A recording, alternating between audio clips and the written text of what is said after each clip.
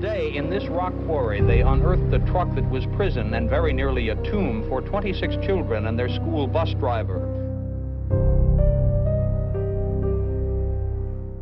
Tem mais de 3 anos que eu tenho esse canal. Eu posto cerca de 1 ou 2 vídeos por semana durante todo esse tempo e, se eu não me engano, em nenhuma semana eu não postei vídeo. Desde que eu comecei, eu sempre sigo postando vídeos.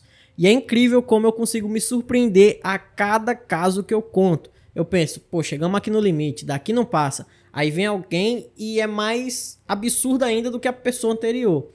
No vídeo de hoje, o crime ele é absurdo por si só, pelo que os criminosos fizeram. Mas a motivação que levou a pessoa que bolou o plano, né, para esse crime a cometer tudo isso é a mais imbecil que eu já vi na minha vida. Então, assim, eu achei inacreditável e eu tinha que contar essa história para vocês. Então, se você é uma pessoa que é nova aqui no canal e gosta de casos criminais, casos reais, eu te convido a se inscrever, ativar o sino das notificações e também me seguir no meu Instagram, o @chamalzinho. E agora, dado todos os recados, vamos para a história que eu tenho certeza que você vai se surpreender.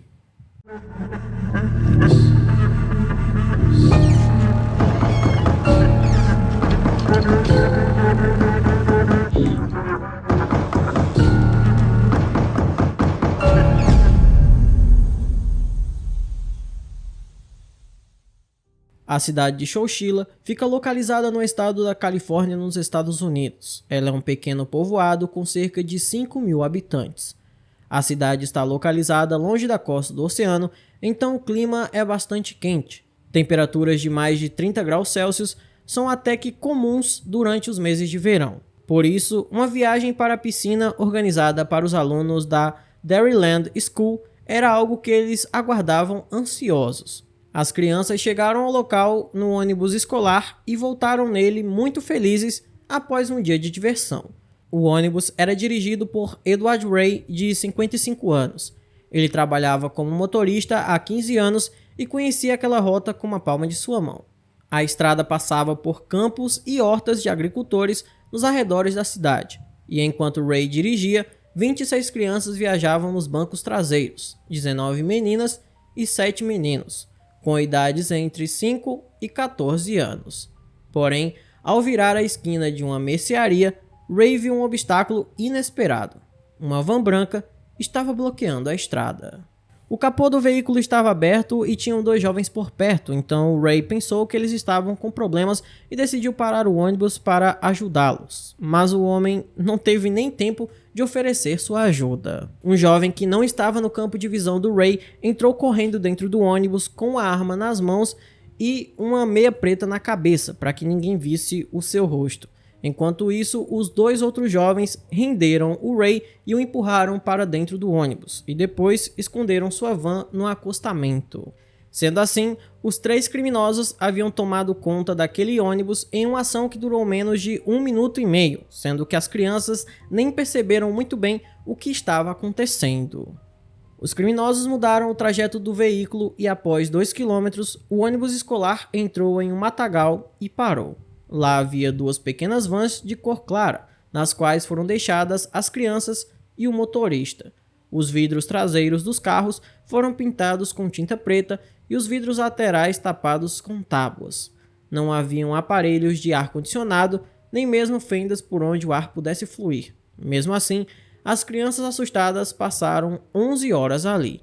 Nesse meio tempo, as 2 vans percorreram as estradas da Califórnia.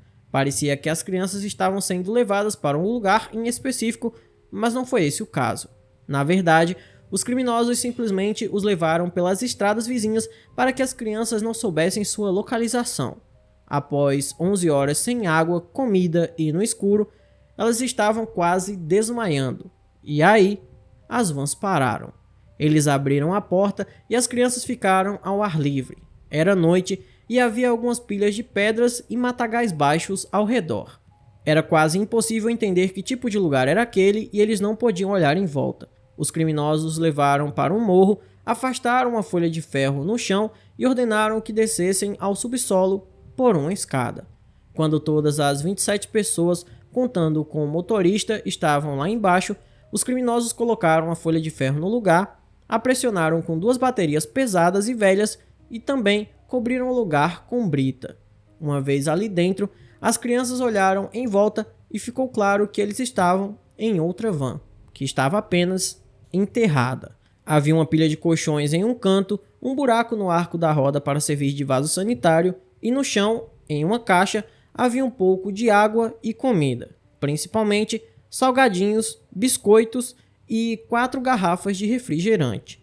Segundo as recordações das crianças, elas sentiam-se como se estivessem dentro de um caixão. Todos entenderam rapidamente que aquilo se tratava de um sequestro. Nesse caso, valia mais a pena esperar até que os criminosos expressassem suas exigências para que todos fossem resgatados. Então foi exatamente isso que o Ray colocou na cabeça das crianças, dizendo que tudo ia ficar bem e eles só tinham que manter a calma, para que assim os criminosos não fizessem nada com eles. No entanto, enquanto as crianças estavam enterradas ali dentro daquela van, uma grande operação de busca já estava sendo realizada. Os pais deles começaram a procurar pelas crianças desde o momento em que o ônibus não chegou na hora marcada. Já durante a noite, a polícia se envolveu no caso e, após encontrar o ônibus escolar abandonado no mato, os agentes do FBI também chegaram à pequena cidade de Chowchilla. Helicópteros patrulhavam no ar, moradores locais organizavam buscas e vasculhavam a região, e as 27 pessoas seguiam no subsolo. Eles ficaram sem comida e água rapidamente. As crianças estavam completamente exaustas e não tinham forças nem para chorar. 15 horas se passaram e então Ray viu que o teto da van começou a ceder sob uma camada de terra. A situação se tornava cada vez pior e era impossível esperar pela libertação. Mesmo sabendo que os sequestradores poderiam estar em algum lugar próximo, Ray decidiu que iria agir. Ele juntou todos os colchões em uma pilha e assim conseguiu chegar à escotilha coberta com a chapa de metal. O motorista deitou-se nos colchões e começou a tentar afastar o ferro com os pés. O garoto mais velho, Mike Marshall, que tinha 14 anos, o ajudou com varas de madeira encontradas na van. Inicialmente, seus esforços foram em vão, mas logo a folha começou a ceder lentamente. Revezando-se, Ray e os 3 meninos mais velhos seguiram tentando e então, finalmente, algumas pedras caíram. Após isso, com as mãos, o motorista abriu a passagem e sua saída estava livre. As crianças saíram e caminharam até uma casa próxima. Nela estava um segurança de meia-idade, Dennis Duckmont, que ficou sem palavras ao ver aquelas crianças. "Toda a América está procurando por vocês", disse o homem. Depois disso, rapidamente o local, que era uma pedreira, foi tomado por policiais, pais, médicos e repórteres. O Ray, ele não conseguia se lembrar da placa do veículo que havia cruzado o seu caminho, mas depois, em uma sessão de hipnose, conseguiu lembrar os números da placa. E após terem esse dado revelado, a investigação começou a andar muito rapidamente.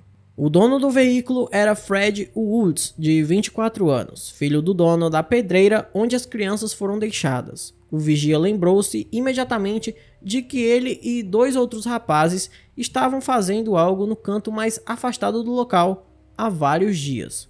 E todos os 3 eram de famílias ricas. O pai de Fred Woods tinha uma fortuna de cerca de 80 milhões de dólares, e os irmãos Richard e James Schoenfeld eram filhos de um famoso cirurgião da Califórnia.